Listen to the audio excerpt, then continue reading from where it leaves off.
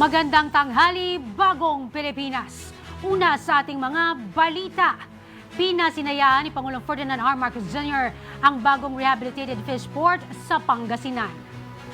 Lain itong imodernisa ang sektor ng pangingisda at pabilisin ang trabaho ng mga bangus grower at mangingisda sa Northern Luzon. Malaking ginhawa at pasasalamat naman ang hatid nito sa mga lokal na residente at fish vendors dahil sa mas maayos na storage. Si Sofia Potenciano para sa 13 sa tanghali.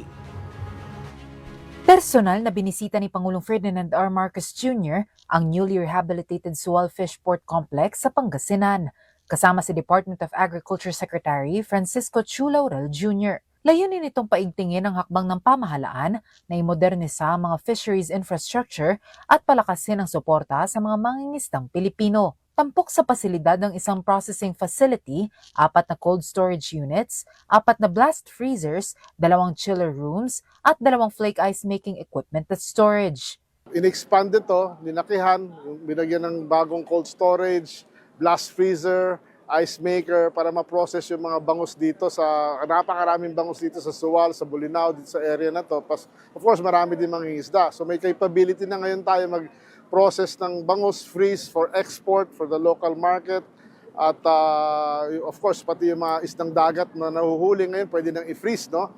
Para makarating sa lahat ng parte ng Pilipinas. Ang Sual Fish Port ang tanging regional fish port sa Northern Luzon na dinisenyo para i-accommodate ang malalaking sasakyang pandagat. Sa pamamagitan ng rehabilitasyon, in-extend din ang pier area upang mas mapabilis ang trabaho at bumaba ang post-harvest losses ng mga mangingisda at bangus growers. Kapag taas na po kami ng isda na kahit umulan man o umaraw, wala na po yung hihintayin mo pa na lulubog yung araw para hindi masyadong mainit, ganon. Or kapag umuulan naman, hintayin pa namin na titila yung ulan para lang maitaas yung isda namin. Sa ngayon, napaka-komportable na, may silungan na po kasi kami.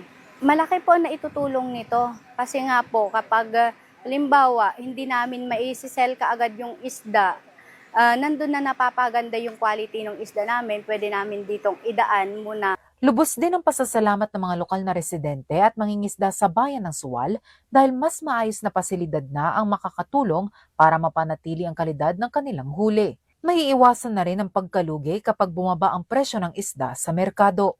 Unang-una, nagpapasalamat tayo sa mahal na Pangulo kasi kahit pa paano nakita niya yung kahalagaan din ng fish port tsaka ng itong DA, yung Department of Agriculture.